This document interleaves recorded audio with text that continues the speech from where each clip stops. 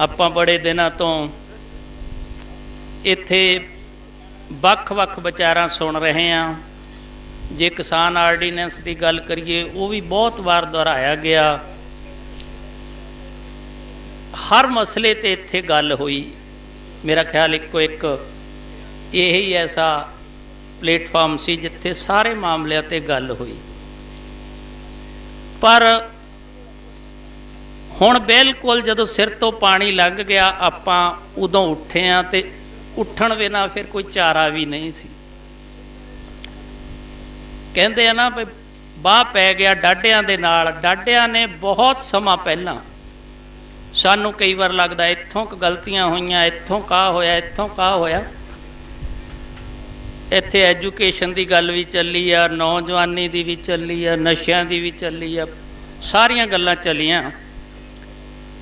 अंग्रेज़ां ने जदों साडा जिहड़ा एजुकेशन सिस्टम पुराना सी उहनूं बदलण लई हिंदुस्तान च पहली वार इत्थे स्कूल खोलण दा तहिया कीता ते 13 साल उन्हां दी उत्थे पार्लीमेंट दे विच इस गल ते कशमकश हुंदी रही पे हिंदुस्तान च आपां स्कूल खोलणे ही क्यों आ। बिल्डिंगां बनाउणियां पैणियां, उत्थे टीचर्स नूं रखना पैना, साडे खर्चे होणे, आपां किहड़ा उत्थे रहण गए आ। उन्हां ने सानूं कदे ना कदे उत्थों कढ देना।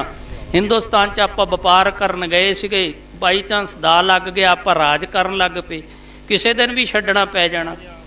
पर जिहड़ी उत्थे लॉबी इह चाहुंदी सी पे हिंदुस्तान च आह एजुकेशन दा तरीका शुरू कीता जावे, उन्होंने अपनी गल जिहड़ी दसी, जिमें उन्होंने उन्होंने सलाह दे के वो गल बनाई।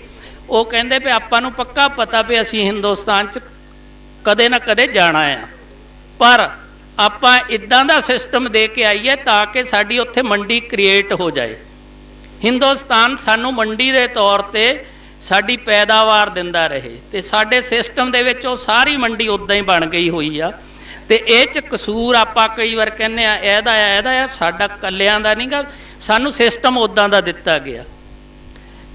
नौजवानों की जदों गल करदे आ, नौजवान खाड़कूवाद दे नौ थल्ले मारे गए, उस तो बाद नशे धक्के गए।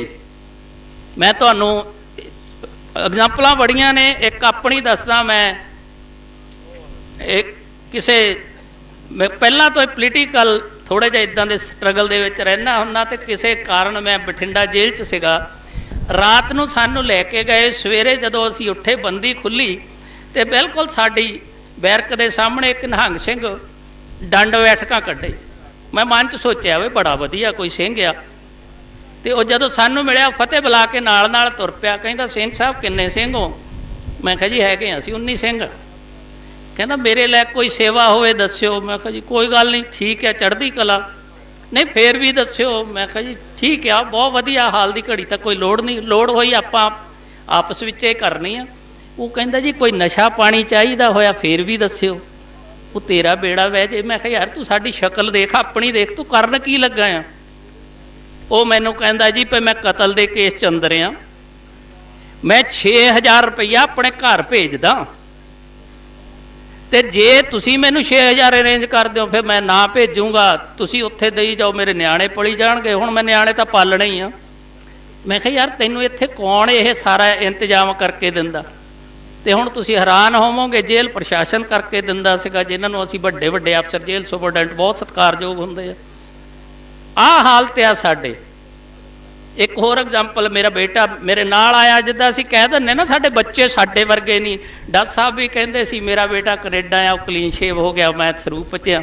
मैनूं बड़ा अटपटा जिहा लगदा जदों असीं इदां कहंदे। मेरा बेटा मेरे नाल आया, ला करदा, वड्डा बेटा M.Tech आ। वो मैनूं दस्सण लगा राज करदा जिहड़ा साडे इलाके दा वधिया आगू सीगा। वो मैनूं कहंदा डैडी अज मैनूं ना वो हनी मिलिया। वो पहला हाल चाल पुछया, फिर मैनूं कहंदा कोई लोड़ होई तां दस्सी।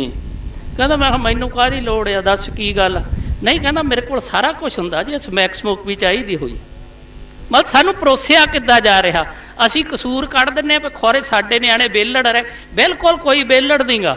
सानूं सारे थां सानूं ही कसूरवार कढ़िया जांदा। सानूं प्रचार कर दिंदे आ जी जट तां वेले हो गए, जट्टां ने खर्चे वधा लए।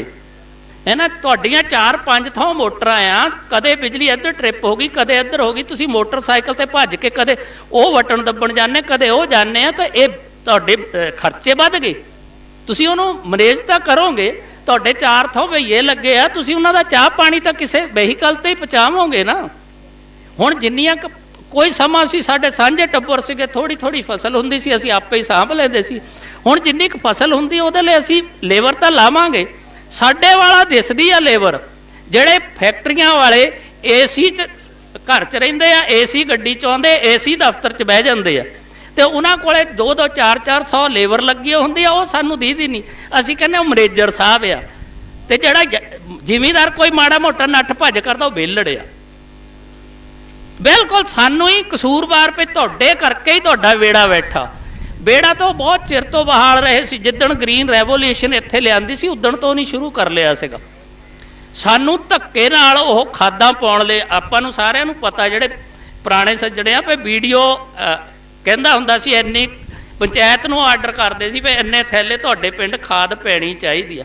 ਆਪਾਂ ਨੂੰ ਦਵਾਈਆਂ ਤੇ ਉਹਨਾਂ ਨੇ ਲਾ ਲਿਆ। ਰੋਜ਼ ਸਾਡੇ ਕੋਲ ਪ੍ਰਚਾਰ ਕਰਦੇ ਸੀਗੇ। ਖੇਤੀ ਮਹਿਕਮੇ ਵਾਲੇ ਆ, ਉਹ ਵਿਹਲੇ ਬੈਠੇ ਸਾਰਾ ਦਿਨ ਆ ਕੇ ਸਿਰਫ ਇਹੀ ਦੱਸਦੇ ਆ, ਆਹ ਤੁਸੀਂ ਪੈਸਟੀਸਾਈਡ ਪਾਓ, ਆਹ ਵੀਡੀਸਾਈਡ ਪਾਓ, ਹੈ ਨਾ। ਬੜਾ ਭੋਲਾ ਸੀ ਜ਼ਿਮੀਂਦਾਰ, ਉਹ ਕਿਹੜਾ ਇੰਨਾ ਸਿਆਣਾ ਸੀ ਵੀ ਉਹਨੂੰ ਇਹ ਪਤਾ ਸੀ ਆਉਣ ਵਾਲੇ ਭਵਿੱਖ 'ਚ ਮੇਰਾ ਨੁਕਸਾਨ ਹੋ ਜਾਣਾ। ਇਹ ਸਾਰਾ ਕੁਛ ਤਾਣਾ ਬਾਣਾ ਐਸਾ ਬੁਣਿਆ ਗਿਆ ਵੀ ਸਾਡੇ ਗਲ ਪਾਤਾ। ਹੁਣ ਇਹਦਾ ਇੱਕੋ ਇੱਕ ਹੱਲ ਆ, ਅਸੀਂ ਵਾਰ-ਵਾਰ ਇੱਕ ਇੱਥੇ ਜ਼ਿਕਰ ਇਹ ਵੀ ਆਇਆ ਨਾ ਵੀ ਅਸੀਂ ਆਪਣੇ MLA ਬਣਾ ਲਈਏ, ਆਪਣੇ ਆਗੂ ਬਣਾ ਲਈਏ। ਮੈਂ ਪਿੰਡ ਦਾ ਸਰਪੰਚ, ਹੁਣ ਵੀ ਮੈਂ ਪੰਚਾਇਤ 'ਚ ਐਸੀ ਮਨ ਲਗਾਤਾਰ ਮੈਂ ਦੇਖਿਆ ਤੁਹਾਡੇ ਪੱਲੇ ਕੀ ਆ। ਸਰਪੰਚ ਸਾਹਿਬ ਇੱਥੇ ਬੈਠੇ ਆ, ਬੜੇ ਪੰਚਾਇਤਾਂ ਦੇ ਆਗੂ ਬੈਠੇ ਹੋਣਗੇ, ਸਿਰਫ 10,000 ਰੁਪਈਆ ਇੱਕ ਸਰਪੰਚ ਆਪ ਖਰਚ ਸਕਦਾ। 10,000 ਨਾਲ ਬਣਦਾ ਕੀ ਆ? ਤੇ ਉਦੋਂ ਵੱਧ 25,000 ਲੈਣਾ ਤਾਂ ਤੁਹਾਡਾ ਸੈਕਟਰੀ ਨਾਲ ਸਾਈਨ ਕਰਦਾ। ਸੈਕਟਰੀ ਤੁਹਾਡਾ ਮੁਲਾਜ਼ਮ ਆ, ਤੁਹਾਡੇ ਤੇ ਅਫਸਰ ਬਣਾ ਕੇ ਰੱਖਤਾ, ਜੇ ਉਹ ਸਾਈਨ ਨਹੀਂ ਕਰਦਾ ਲੈ ਕਢਾ ਲਓ ਪੈਸੇ। ਤੇ ਬਾਹਲੇ ਸਰਪੰਚ ਮੈਂ ਇਦਾਂ ਦੇ ਦੇਖਦਾ, ਜਾਂ ਸੈਕਟਰੀ ਆ ਜਾਂਦਾ ਉੱਠ ਕੇ ਖੜ ਜਾਂਦੇ, ਸੈਕਟਰੀ ਸਾਹਿਬ ਆ ਗਏ। ਉਹਨਾਂ ਵਿਚਾਰਿਆਂ ਨੂੰ ਪਤਾ ਹੀ ਨਹੀਂਗਾ ਵੀ ਸਾਡਾ ਮੁਲਾਜ਼ਮ ਆ। ਹੈ ਮੁਲਾਜ਼ਮ, ਪਰ ਸਰਕਾਰਾਂ ਨੇ ਸਿਸਟਮ ਐਸਾ ਬਣਾਤਾ ਵੀ ਉਹਦੇ ਸਾਈਨਾਂ ਬਿਨਾਂ ਤੁਸੀਂ ਪੈਸੇ ਹੀ ਨਹੀਂ ਕਢਾ ਸਕਦੇ। ਉਦੋਂ ਵੱਧ ਰਕਮ ਕਢਾਉਣੀ ਆ ਤਾਂ ਵੀਡੀਓ ਦੀ ਲੇਲੜੀ ਕੱਢੋ। ਪੈਂਚ ਜਾਊਗਾ ਵੀ ਮੇਰੀ ਗਲੀ ਬਣਾ ਦੇ ਸਰਪੰਚ ਕੋਲੇ, ਤੇ ਸਰਪੰਚ ਜਾਊਗਾ MLA ਕੋਲੇ, MLA ਜਾਊਗਾ ਤੁਹਾਡੇ ਫਾਈਨੈਂਸ ਮਿਨਿਸਟਰ ਪੰਜਾਬ ਕੋਲੇ, ਤੇ ਪੰਜਾਬ ਵਾਲਾ ਫਾਈਨੈਂਸ ਮਿਨਿਸਟਰ ਹਿੰਦੁਸਤਾਨ ਦੇ ਫਾਈਨੈਂਸ ਮਿਨਿਸਟਰ ਕੋਲੇ। ਤੇ ਪੱਲੇ ਆਪਣੇ ਕੀ ਆ?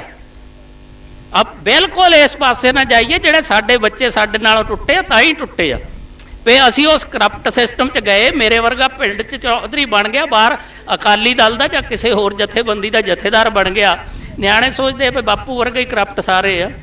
ਉਹ ਡਿਪਰੈਸ਼ਨ 'ਚ ਗਏ, ਉਹ ਨਸ਼ਿਆਂ 'ਚ ਗਏ ਆ, ਡਿਪਰੈਸ਼ਨ 'ਚ ਗਏ, ਉਹ ਗਲਤ ਪਾਸੇ ਲੱਗੇ ਆ। ਆਪਾਂ ਨੂੰ ਇੱਦਾਂ ਦੇ ਸਿਸਟਮ ਬਣਾਉਣੇ ਪੈਣੇ। ਅਸੀਂ ਆਪਣੇ ਨਵੇਂ ਸ਼ਹਿਰ 'ਚ ਪ੍ਰੈਕਟਿਸ ਸ਼ੁਰੂ ਕੀਤੀ ਆ, ਤੇ ਅੱਜ ਸਾਰੇ ਹੀ ਧਰਨਿਆਂ ਤੇ ਨਵੇਂ ਸ਼ਹਿਰ 'ਚ ਜਿੰਨੇ ਥਾਂ ਆ ਉੱਥੇ ਸਾਡੇ ਨੌਜਵਾਨ ਬੈਠੇ। ਬਿਲਕੁਲ ਨੌਜਵਾਨ ਲਏ ਅਸੀਂ, ਉਹ 'ਚ ਬੁੱਢੇ ਠੇਰੇ ਨਹੀਂ ਲਏ, ਕਿਉਂਕਿ ਬੁੱਢੇ ਠੇਰੇ ਇੱਕ ਲੀਹ 'ਚ ਆ ਗਏ ਆ। ਮੈਂ ਵੀ ਬੁੱਢਿਆਂ 'ਚੋਂ ਨਾ, ਗੁੱਸਾ ਨਾ ਕਰਿਓ। ਅਸੀਂ ਇੱਕ ਨਾ ਲਾਈਨ 'ਚ ਚੱਲ ਪਏ, ਹੁਣ ਅਸੀਂ ਉਹ ਤੋੜ ਨਹੀਂ ਸਕਦੇ। ਆਪਾਂ ਨੂੰ ਇਹ ਤੋੜਨੀ ਪੈਣੀ ਆ। ਸਾਨੂੰ ਇੱਕ ਪ੍ਰੈਸ਼ਰ ਗਰੁੱਪ ਬਣਾਉਣੇ ਪੈਣੇ ਆ ਜਿਹੜੇ ਬਿਲਕੁਲ ਨੌਨ ਪੋਲੀਟੀਕਲ ਹੋਣ। ਅਕਾਲੀ ਫੂਲਾ ਸਿੰਘ ਕਦੇ ਵੀ ਕਿਸੇ ਸਰਕਾਰ 'ਚ ਨਹੀਂ ਆਏ ਸੀਗੇ। ਉਹਨਾਂ ਨੇ ਛੋਟਾ ਕੁਛ ਫੌਜ ਰੱਖੀ ਸੀਗੀ, ਤੇ ਸ਼ੇਰੇ ਪੰਜਾਬ ਰਣਜੀਤ ਸਿੰਘ ਨੂੰ ਉਹ ਮਨਾਉਂਦੇ ਸੀ ਵੀ ਆਹ ਗੱਲ ਮੰਨ। ਤੇ ਆਪਣੇ ਪਹਿਲਾਂ ਜਥੇਦਾਰ ਜੀ ਚੱਪੜ ਸਾਹਿਬ ਖੜੇ ਨੇ ਮੇਰੇ ਮਗਰ, ਇਹਨਾਂ ਨੂੰ ਪਤਾ ਹੈ ਵੀ ਆਪਣਾ ਜਥੇਦਾਰ ਹੁੰਦਾ ਸੀਗਾ, ਉਹ ਕੋਈ ਇਲੈਕਸ਼ਨ ਨਹੀਂ ਸੀ ਲੜਦਾ ਅਕਾਲੀ ਦਲ ਦਾ। ਅਕਾਲੀ ਦਲ ਹੌਲੀ ਹੌਲੀ ਕਰਪਟ ਹੋਇਆ, ਰਾਤੋਂ ਰਾਤ ਨਹੀਂ ਹੋ ਗਿਆ। ਉਹ ਜਥੇਦਾਰ ਕਦੇ ਇਲੈਕਸ਼ਨ ਨਹੀਂ ਸੀ ਲੜਦਾ। ਟਿਕਟ ਜਥੇਦਾਰ ਕੋਲ ਆਉਂਦੀ ਸੀ, MLA ਸਾਈਨ ਕਰਾਉਣੇ ਪੈਂਦੇ ਸੀ ਜਥੇਦਾਰ ਤੋਂ। ਫਾਰਮਲੀ ਤੌਰ ਤੇ ਹੁਣ ਵੀ ਨਹੀਂ ਇੱਦਾਂ ਹੀ ਰੱਖਿਆ ਹੈ ਵੀ ਜੇ ਤੁਸੀਂ MLA ਦੀ ਇਲੈਕਸ਼ਨ ਲੜਨੀ ਹੈ ਨਾ ਅਕਾਲੀ ਦਲ ਵੱਲੋਂ, ਜਥੇਦਾਰ ਤੋਂ ਸਾਈਨ ਕਰਾਉਣੇ ਪੈਂਦੇ। ਤੁਹਾਡੇ ਇਲਾਕੇ ਦੇ ਸ਼੍ਰੋਮਣੀ ਕਮੇਟੀ ਦੇ ਮੈਂਬਰ ਤੋਂ ਸਾਈਨ ਕਰਾਉਣੇ ਪੈਂਦੇ ਆ। ਪਰ ਹੌਲੀ ਹੌਲੀ ਸਾਰਾ ਕੁਛ ਇਹ ਗਲਤ ਹੋ ਗਿਆ। ਆਪਾਂ ਨੂੰ ਇੱਦਾਂ ਦੇ ਸਿਸਟਮ ਬਣਾਉਣੇ ਪੈਣਗੇ ਵੀ ਆਪਾਂ ਇੱਦਾਂ ਦੇ ਗਰੁੱਪ ਬਣਾਈਏ, ਤੇ ਨੌਜਵਾਨ ਫੇਰ ਆਉਂਦੇ ਆ। ਪਹਿਲਾਂ ਜਦੋਂ ਅਸੀਂ ਜਾਣ ਲੱਗੇ ਨਾ ਕਨਵਿੰਸ ਕਰਨ, ਇਹ ਵਿਚਾਰੇ ਆਉਂਦੇ ਹੀ ਨਹੀਂ ਸੀਗੇ। ਇਹਨਾਂ ਨੂੰ ਵੀ ਇਹ ਲੱਗਦਾ ਸੀ ਵੀ ਨਹੀਂ ਵੀ ਕੱਲ੍ਹ ਨੂੰ ਕੋਈ ਇਲੈਕਸ਼ਨ ਲੜਨੀ ਆ। ਤੇ ਸਾਡੇ ਕੋਲ ਕਈ ਆ ਕੇ ਪੁੱਛ ਹੀ ਲੈਂਦੇ ਸੀ, ਜੀ ਫਿਰ ਤੁਸੀਂ ਸ਼੍ਰੋਮਣੀ ਕਮੇਟੀ ਲਈ ਤਿਆਰੀ ਕਰਦੇ ਆ ਵੀ ਸ਼ਾਇਦ ਇਹਨੀ ਰਾਜਨੀਤਿਕ ਨਹੀਂ ਲੜਨੀ, ਇਹਦੀ ਉੱਧਰ ਵੜਨਾ। ਹੁਣ ਜਦੋਂ ਉਹਨਾਂ ਨੂੰ ਯਕੀਨ ਹੋ ਜਾਂਦਾ ਵੀ ਨਹੀਂ ਇਸ ਜੱਪ 'ਚ ਹੀ ਨਹੀਂ ਆਉਣਾ, ਫਿਰ ਉਹ ਆਉਂਦੇ ਆ ਨਾਲ। ਤੇ ਐਸੀ ਆਪਾਂ ਗੱਲ ਨਾ ਸੋਚੀਏ ਵੀ ਨਹੀਂ ਆਉਣਾ। ਇਸ ਕਰਕੇ ਆਪਾਂ ਨੂੰ ਸਾਰਿਆਂ ਨੂੰ ਹੰਬਲਾ ਮਾਰਨਾ ਪੈਣਾ ਤੇ ਇਦਾਂ ਦੇ ਗਰੁੱਪ ਬਣਾ ਕੇ ਆ ਜਿਹੜੇ ਮੋਰਚਿਆਂ 'ਚ ਵੀ ਆ ਇਹਨਾਂ 'ਚੋਂ ਵੀ ਬੜੇ ਭੱਜਣੇ ਆ। ਮੈਨੂੰ ਪਤਾ ਆ, ਅਸੀਂ ਇਲਾਕੇ 'ਚ ਸਾਰੇ ਘੁੰਮਦੇ ਦੇਖਦੇ ਆ। ਉਹ ਵਿਚਾਰੇ ਤਾਂ ਕੁਛ ਮੇਰੇ ਵਰਗੇ ਤਾਂ ਇੱਦਾਂ ਆਏ ਸੀਗੇ ਵੀ ਕੁਝ ਦਿਨਾਂ ਦੇ ਵਿੱਚ ਮਸਲਾ ਜਿਹਾ ਹੱਲ ਹੋ ਜਾਣਾ ਤੇ ਚਾਰ ਕੁ ਗੱਲਾਂ ਜਿਹੀਆਂ ਕਰਕੇ ਕੋਈ MSP ਜੀ ਦਾ ਇੱਕ ਅੱਧਾ ਸਮਝੌਤਾ ਜਿਹਾ ਕਰਕੇ ਅਸੀਂ ਨਾ ਆਪਣੀ ਟੌਰ ਬਣਾ ਕੇ ਕਹਾਂਗੇ ਅਸੀਂ ਉਹਨੂੰ ਆਇਆ ਸੀ ਪਾ ਦਿਓ ਸਾਨੂੰ ਵੋਟ, ਤੇ ਇਹ ਕੰਮ ਲਟਕ ਗਿਆ। ਹੁਣ ਇਹਦੇ 'ਚੋਂ ਕਈ ਗੁਆਚਣੇ ਆ ਤੇ ਜਿਹੜੇ ਰਹਿਣੇ ਆ ਆਪਾਂ ਉਹਨਾਂ ਤੇ ਵੀ ਪ੍ਰੈਸ਼ਰ ਬਣਾ ਕੇ ਰੱਖੀਏ ਤਾਂ ਕਿ ਆਪਣੇ ਫੈਸਲੇ ਅਸੀਂ ਆਪ ਕਰ ਸਕੀਏ। ਸਾਡੇ ਉੱਤੇ ਉਹਨਾਂ ਤੋਂ ਨਾ ਥੋਪੇ ਜਾਣ ਜਿਹੜੇ ਉਹ ਆ। ਉਹ ਤਾਂ ਤੁਹਾਡੇ ਜਿਨ੍ਹਾਂ ਨੂੰ ਤੁਸੀਂ ਕਹਿੰਦੇ ਆ ਵੀ ਅਸੀਂ ਆਪ ਬਣਾ ਕੇ ਭੇਜ ਦਈਏ, ਚੁਣੇ ਹੋਏ ਨੁਮਾਇੰਦਿਆਂ ਨੂੰ ਤਾਂ ਤੁਹਾਡੇ ਨੂੰ ਕੱਲ ਮਿਲੇ ਨਹੀਂ। ਮੁੱਖ ਮੰਤਰੀ ਤੋਂ ਬੜਾ ਤਾਂ ਅਸੀਂ ਆਪਣੇ ਪੁੱਤ ਨੂੰ ਕੁਛ ਨਹੀਂ ਬਣਾ ਸਕਦੇ। ਉਹ ਤਾਂ ਮੁੱਖ ਮੰਤਰੀ ਨੂੰ ਕਹਿੰਦੇ ਜਾ ਦਫਾ ਹੋ, ਵਿਚਾਰਾ ਉੱਥੇ ਕੱਲ ਸਾਰਾ ਦਿਨ ਧੁੱਪੇ ਮਰ ਕੇ ਆ ਗਿਆ। ਕਹਿੰਦੇ ਉਹ ਮਹਾਰਾਜਾ ਹੈ, ਕਦੇ ਵਿਚਾਰੇ ਨੇ ਧੁੱਪ ਤਾਂ ਦੇਖੀ ਵੀ ਨਹੀਂ ਹੋਣੀ ਜ਼ਿੰਦਗੀ 'ਚ।